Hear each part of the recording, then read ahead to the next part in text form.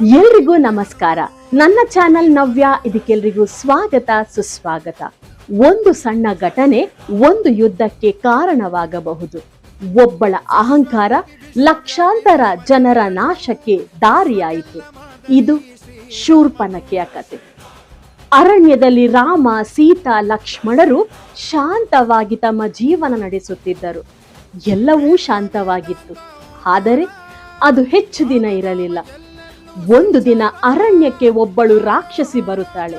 ಅವಳು ಯಾರೆಂದರೆ ಲಂಕೆಯ ರಾಕ್ಷಸ ರಾಜನ ಸಹೋದರಿ ಶೂರ್ಪನಖೆ.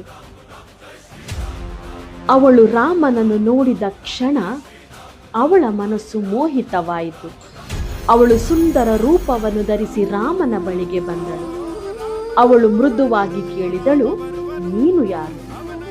ರಾಮನು ಶಾಂತವಾಗಿ ಉತ್ತರಿಸಿದನು, ನಾನು ರಾಮ, ಇವಳು ನನ್ನ ಪತ್ನಿ ಸೀತಾ. ಶೂರ್ಪನಖೆಗೆ ಇದು ಇಷ್ಟವಾಗಲಿಲ್ಲ. ಅವಳು ಹೇಳಿದಳು, ನೀನು ನನ್ನನ್ನು ವಿವಾಹ ಮಾಡಿಕೊಂಡು ಈ ಸೀತೆಯನ್ನು ಬಿಟ್ಟು ಬಿಡು ಎಂದು.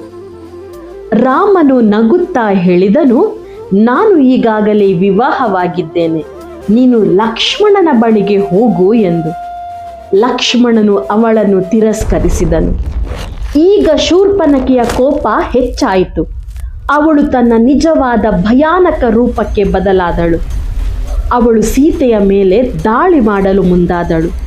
ಆ ಕ್ಷಣದಲ್ಲಿ ಲಕ್ಷ್ಮಣನು ಮುಂದೆ ಬಂದು ಅವಳನ್ನು ತಡೆದನು. ಅವನು ತನ್ನ ಕತ್ತಿಯನ್ನು ತೆಗೆದು ಅವಳ ಮೂಗು ಮತ್ತು ಕಿವಿಯನ್ನು ಕತ್ತರಿಸಿದನು. ಆಕೆಯು ನೋವಿನಿಂದ ಕೂಗುತ್ತಾ ಅಲ್ಲಿಂದ ಓಡಿ ಹೋಗುತ್ತಾಳೆ. ಆದರೆ ಆಕೆಯ ಮನಸ್ಸಿನಲ್ಲಿ ಪ್ರತಿಕಾರದ ಅಗ್ನಿ ಹೊತ್ತಿಕೊಂಡಿತು. ಅವಳು ತನ್ನ ಸಹೋದರರ ಬಳಿಗೆ ಹೋಗುತ್ತಾಳೆ. ಈ ಘಟನೆಯು ಮುಂದೆ ಒಂದು ದೊಡ್ಡ ಯುದ್ಧಕ್ಕೆ ಕಾರಣವಾಗಲಿದೆ. ಈ ಭಾಗದಿಂದ ನಾವೇನು ತಿಳಿಯಬಹುದು ಎಂದರೆ, ಅನಿಯಂತ್ರಿತ ಭಾವನೆಗಳು ಮತ್ತು ಅಹಂಕಾರ ಜೀವನದಲ್ಲಿ ದೊಡ್ಡ ಸಮಸ್ಯೆಗಳಿಗೆ ಕಾರಣವಾಗಬಹುದು. ಮುಂದೇನಾಗುತ್ತದೆ, ರಾಮನ ಮುಂದೆ ಏನು ಸವಾಲನ್ನು ಎದುರಿಸಬಹುದು ಎಂಬುದನ್ನು ಮುಂದಿನ ಭಾಗದಲ್ಲಿ ತಿಳಿಯೋಣ. ಮತ್ತೆ ಸಿಗ್ತಾ ಇರುವ ಜೈ ಶ್ರೀರಾಮ್.